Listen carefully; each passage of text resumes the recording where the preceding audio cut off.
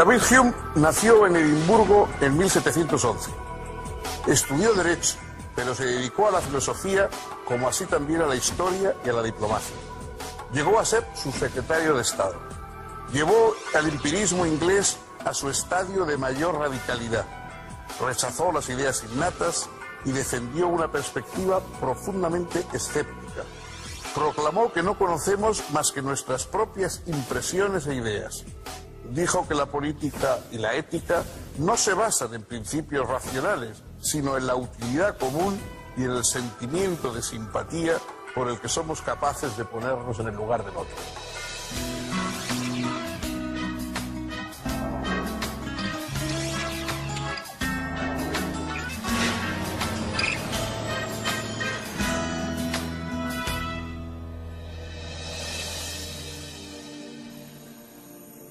¿Cómo les va, amigos? Bienvenidos. Vamos a hablar hoy de un filósofo representativo de un siglo que quizá es de los siglos más extraordinarios desde el punto de vista intelectual de toda la gran aventura humana. El siglo XVIII, el siglo de la Ilustración, el llamado siglo de las luces. Normalmente, cuando hablamos de este siglo, lo centramos en Francia. Las grandes figuras de la enciclopedia, Voltaire, Rousseau, etc. Pero en realidad quizá la figura más individual, más notable, más destacada de este siglo tan extraordinario no era un francés, sino que fue un filósofo escocés. En Escocia, que en Edimburgo, en una localidad mucho más pequeña y políticamente menos importante que París, ahí en Edimburgo hubo un grupo también de pensadores de extraordinaria importancia en el XVIII. Y el más importante de todos ellos fue David Hume. David Hume es quizá el más grande de los pensadores de habla inglesa y quizá también el más destacado y el más ilustrado de los pensadores del siglo XVIII. Hume no partió de la filosofía, llegó a la filosofía después de pasar por otras muchas cosas. Fue un abogado, fue político y llegó a ocupar puestos políticos de importancia, fue un historiador en una extraordinaria historia de Inglaterra y finalmente también fue un gran filósofo. Un filósofo que establece y prolonga las más características del pensamiento anglosajón. Ya Locke había insistido en que no podemos esperar nada de innato en cuanto a ideas y en cuanto a razonamientos, sino que todo eso lo recibimos del mundo. Este empirismo, es decir, que lo que cuenta es la empiria, la experiencia, es absolutamente radical en David Hume. Para David Hume solo son nuestras impresiones, las impresiones que el mundo deja en nosotros, lo que nos va a dar conocimiento. Y de este empirismo radical y de este escepticismo respecto a todos los grandes palabras, los grandes temas, las grandes creencias de la humanidad, nace la obra de este filósofo sagaz, prudente y realmente audaz en sus planteamientos, tanto que no se atrevió normalmente a decir todo lo que pensaba sobre los asuntos porque chocaban excesivamente con las creencias establecidas en la época.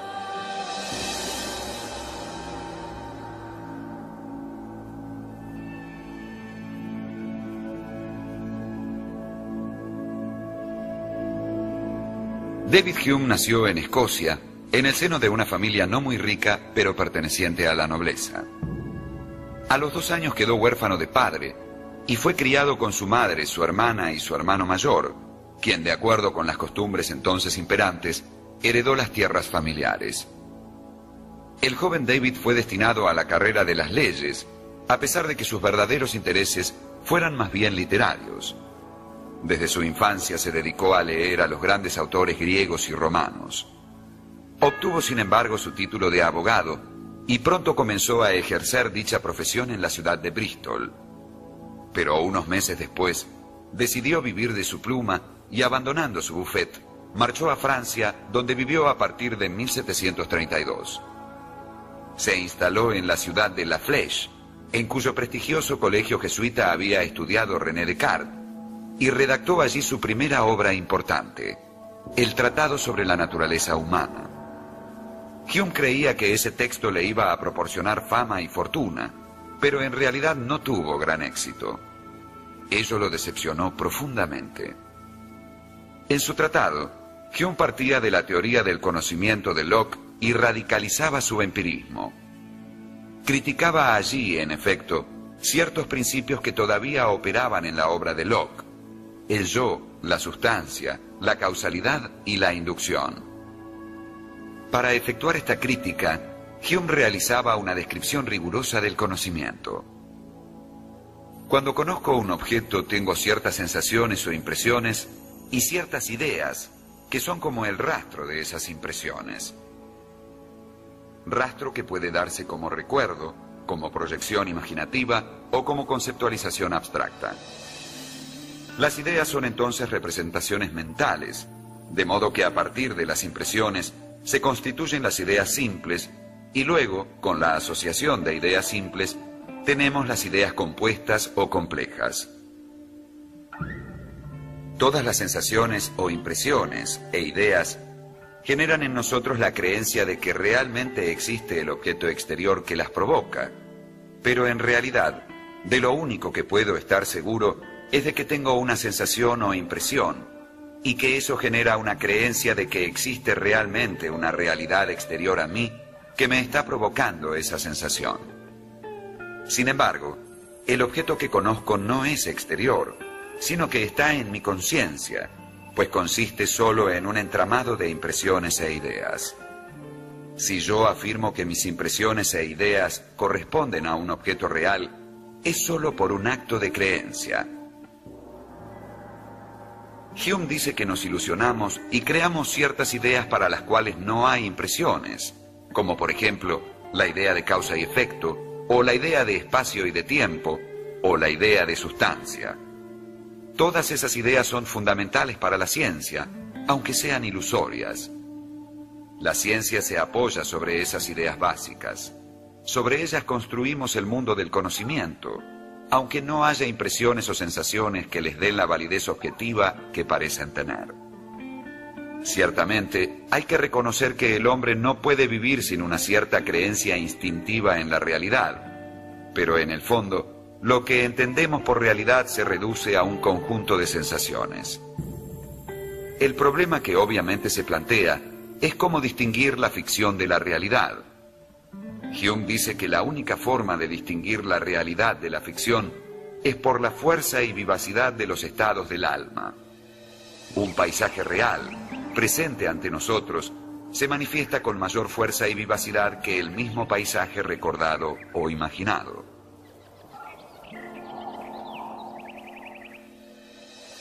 David Hume, que fue una de las mentes racionales más poderosas de su época, concede en su filosofía una gran importancia a lo que no es estrictamente racional. Las emociones, las simpatías, los movimientos anímicos, para él son fundamentales en la vida y en la sociedad humana. Es interesante decir que frente a esa imagen estereotipada de que los grandes racionalistas siempre son fríos e incluso inhumanos, etcétera, hay pruebas suficientes de saber que muchos de los más exigentes talentos racionales que ha habido en la historia, al contrario, han comprendido, precisamente porque son racionales, han comprendido muy bien la importancia de la dimensión irracional en la vida humana. La idea de Hume es que todo lo recibimos del mundo que nos rodea, pero además lo recibimos de alguna forma mediado por nuestra capacidad de ser impresionado por los sentidos, por aquellas ventanas que tenemos al mundo.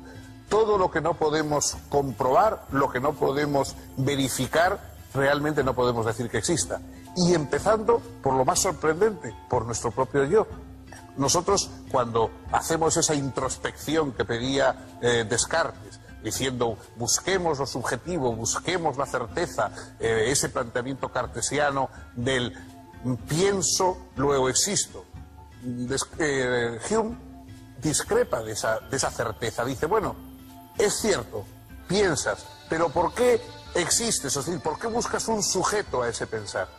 ¿No podría ser el pensamiento algo sin sujeto? Cuando decimos llueve, decimos y estamos expresando algo que ocurre, pero no suponemos que haya una entidad que llueva, una entidad llamada lluvia, que digamos más allá del agua que estamos viendo caer. De la misma forma, dice Hume, tampoco podemos pensar que existe algo como un yo, como un núcleo fijo, estable, y que a partir de las impresiones, esas impresiones van quedando pegadas, digamos, van depositándose sobre ese núcleo central. Nosotros solo podemos asegurar que tenemos pensamientos, que tenemos impresiones, que tenemos sentimientos. El yo es una construcción que nosotros hacemos para sostener todas esas impresiones, pero no es algo que a lo que lleguemos directamente como llegamos al conocimiento que nos dan los sentidos. Hasta ese punto radical, hasta el cuestionamiento del yo, es lo más radical que se puede llegar en el escepticismo, llega la exigencia intelectual de David Hume.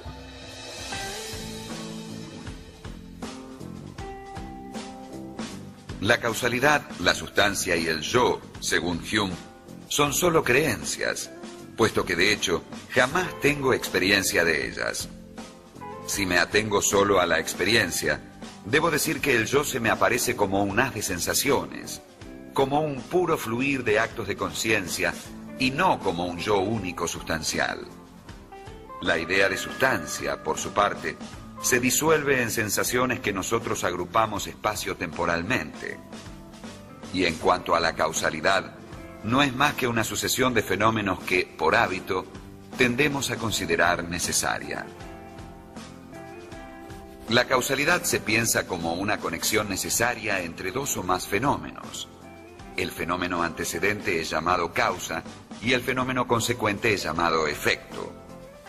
Al hablar de conexión necesaria, esto implica que, dada la causa, se sigue inevitablemente el efecto. Si consideramos lo que ocurre cuando una bola de billar golpea a otra y ocasiona su desplazamiento, vemos que percibimos el movimiento de la primera bola y luego del contacto físico entre ambas, el desplazamiento de la segunda, e inferimos la relación de causa y efecto, pero no tenemos experiencia de dicha relación. Solo podemos afirmar la sucesión temporal y la continuidad espacial, pero la causalidad no. Es apenas una creencia apoyada en el hábito. Este problema de la causalidad está inmediatamente ligado al problema de la inducción. Por el hecho de que observamos un cisne blanco, 10 cisnes blancos o 1000 cisnes blancos, no podemos en sentido estricto concluir que todos los cisnes son blancos. De modo que la inducción es un método que tiene un gravísimo problema con respecto a su fundamentación. De hecho, todo intento de justificación de la inducción parte del principio de regularidad de la naturaleza, que a su vez ha sido obtenido inductivamente. Obviamente, este análisis de Hume desemboca en un escepticismo radical. Todo el conocimiento científico se apoya, según él, en meras creencias. Las únicas certezas que me son permitidas son, por un lado, las que derivan de la descripción de mis impresiones y su relación con mis ideas, y por otro, las que se manifiestan en las relaciones cuantitativas de las matemáticas. Los dos primeros libros del Tratado de la Naturaleza Humana, escrito en 1737, fueron publicados en 1739. El tercero en 1740. Hume retornó a Gran Bretaña y estuvo algún tiempo en lugares de campaña y en Londres, hasta que al final retornó a Edimburgo. Luego, entre 1741 y 1742, mientras vivía con su madre y su hermano, Hume publicó sus ensayos sobre moral y política, que le dieron cierto inesperado éxito intelectual y material. El moderado éxito de sus ensayos sugirió a Hume la idea de reescribir su tratado. La reelaboración de la primera parte sería publicada recién en 1748 y luego nuevamente en 1751, bajo el título Investigación sobre el entendimiento humano. En ese mismo año, publicaría la refundición de la última parte del tratado bajo el título Investigación sobre los principios de la moral.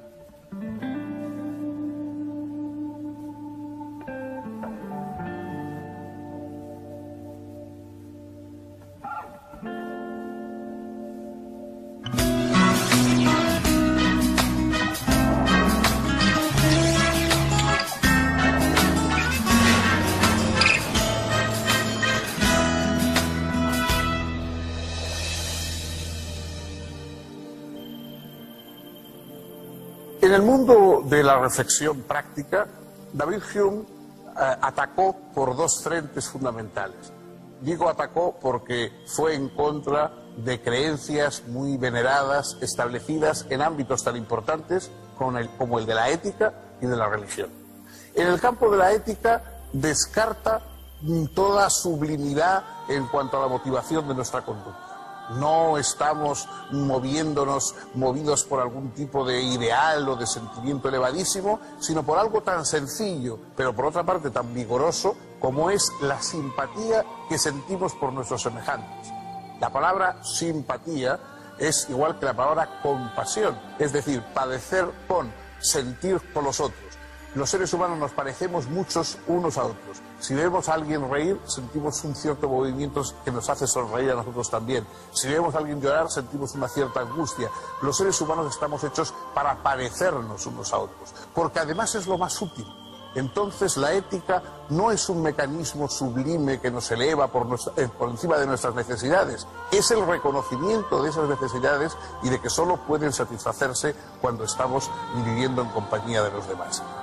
Ven ustedes que hay un rebajamiento de las exaltaciones éticas que había habido en ocasiones hasta entonces. Y no digamos en el campo de la religión. Aquí Hume fue una persona enormemente moderada por razones obvias. No se podía hablar abiertamente de la religión. Alguien que se proclamara ateo o que discutiera los dogmas establecidos podía tener muy malas consecuencias. Sin embargo, él escribe una historia natural de la religión en que analiza la religión como si fuera cualquier otro tipo de fenómeno, algo que nace en la sociedad y que va desarrollándose sin ningún tipo de ayuda sobrenatural, sino simplemente como una forma de pensar que evoluciona con la historia humana. Y tiene un libro llamado Los diálogos de la religión natural, que es quizá una de las obras más perfectas, más extraordinarias de la filosofía, porque realmente resuelve un problema, que es una cosa que no siempre ocurre con los tratados filosóficos. El problema de esa argumentación que hace a Dios necesario para producir el mundo, para crearlo, para darle un fin, etcétera, esa doctrina es desmontada de una manera magistral y definitiva en el diálogo de Hume. Digo definitiva a pesar de que siglos más tarde resurjan todavía hoy algunos ilusos para oponer supuestas doctrinas del diseño inteligente y creacionismos parecidos a las doctrinas más materialistas de la evolución que explican nuestro lugar en la Tierra.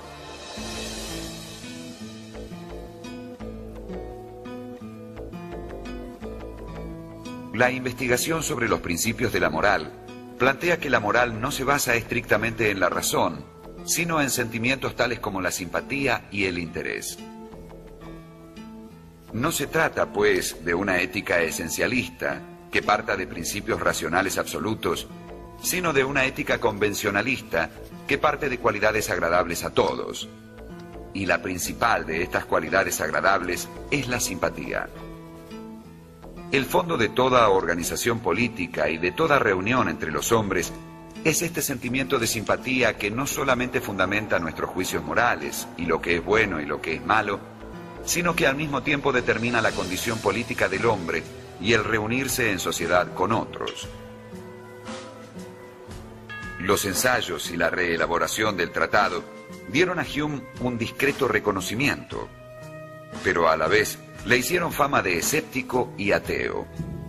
Por ese motivo, ya en 1745 se le negó una cátedra en la Universidad de Edimburgo. Hume necesitaba, pues, un trabajo, y lo encontró, primero como preceptor del marqués de Annandale, y luego como secretario del general St. Clair en una frustrada expedición al Canadá contra los franceses. La aventura le valió a Hume el ingreso en la vida diplomática. Fue secretario de embajada en varias ciudades europeas, entre ellas La Haya, Viena y Turín. Volvió a su ciudad natal y en 1751 trató nuevamente de obtener una cátedra en la universidad, esta vez con el respaldo de su amigo, el economista Adam Smith. Pero otra vez fue rechazado en virtud de sus opiniones religiosas. En 1752 obtuvo un puesto muy importante en la biblioteca de Edimburgo. Eso le dio una tranquilidad económica muy grande, y entonces se dedicó de lleno a la elaboración de sus obras de historia de Inglaterra.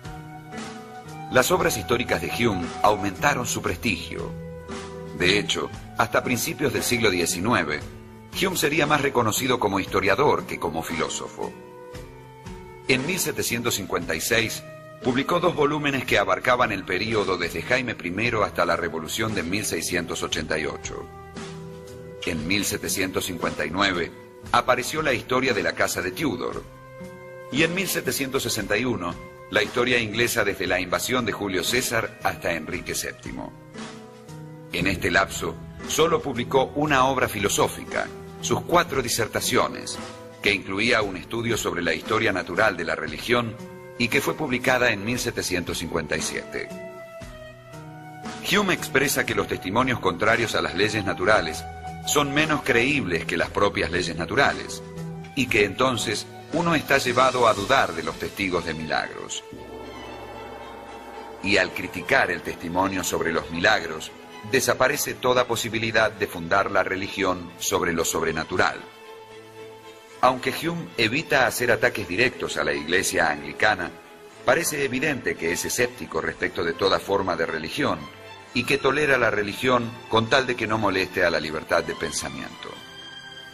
En 1763 va a París como secretario de embajada. Allí cultivó la amistad de algunos de los enciclopedistas e iluministas franceses más importantes.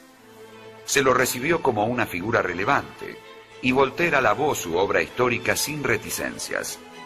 Incluso comenzó a llamarlo, sin ironía, Saint David. Cuando volvió a Inglaterra en 1766, llevó con él al filósofo ginebrino Jean-Jacques Rousseau. Lo alojó en su casa y trató de conseguirle una pensión vitalicia, pero el difícil carácter de Rousseau produjo una pronta ruptura. Rousseau volvió a Francia. Entre 1766 y 1769, Hume vivió en Londres, ocupando un cargo de subsecretario de Estado. Luego decidió regresar a Edimburgo y retirarse de la vida pública. Para su sorpresa, comprobó al llegar a Escocia que se había convertido en una figura famosa. Pocos años después de su regreso a Edimburgo, los médicos le diagnosticaron una enfermedad intestinal y le advirtieron que era terminal. Hume entonces realizó una gran cena para todos sus amigos, en el que sería su último acto público. Murió en su casa el 25 de agosto de 1776. Antes de fallecer, tuvo tiempo aún de escribir cartas de despedida y de redactar una breve autobiografía que se publicaría póstumamente.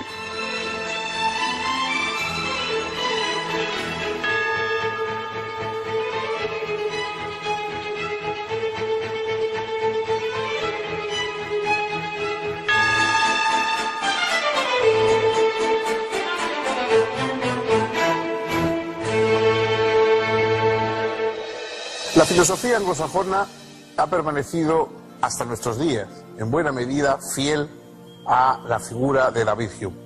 Sigue siendo una cita obligada para todos aquellos que estudian epistemología, los que estudian psicología, los que estudian ética. En el mundo anglosajón es muy difícil que algo no comience con un planteamiento de Hume, porque realmente fue un pensador de una agudeza y de una fuerza extraordinarias.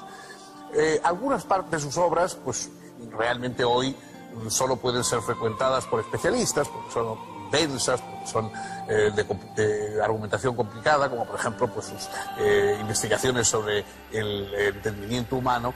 Es difícil, digamos, que un lector profano disfrute de ellas. Pero algunas de sus otras obras son extraordinariamente fáciles y agratas de leer, porque Hume era a la vez un excelente escritor cuando escribía sobre historia, cuando, por ejemplo, los diálogos de la religión natural, que son una obra admirablemente escrita. Hay mucho en Hume que puede ser leído incluso con placer y al margen de la filosofía. Pero su figura, su enseñanza, ese escepticismo, ese poner todo en cuestión, y poner en cuestión incluso cosas que no se había atrevido a cuestionar el propio Descartes. Cuando él dudaba, Descartes, metódicamente de todo, nunca se terminó por dudar de verdad de la existencia del propio yo de Descartes. también Hume duda de eso. Fue un espíritu cauteloso pero extraordinariamente libre.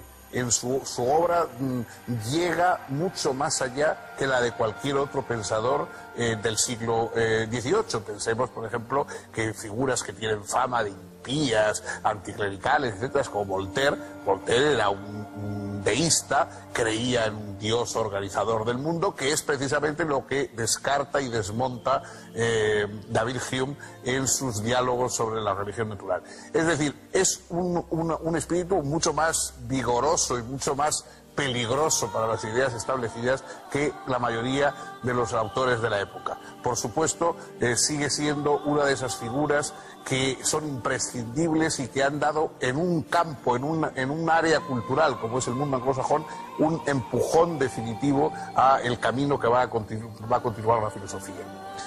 Bueno, pues hasta aquí hemos llegado y nosotros también podemos continuar este camino, si ustedes lo desean, el próximo día, con otro pensador, con otro filósofo, con otro avance más en el terreno de la reflexión filosófica.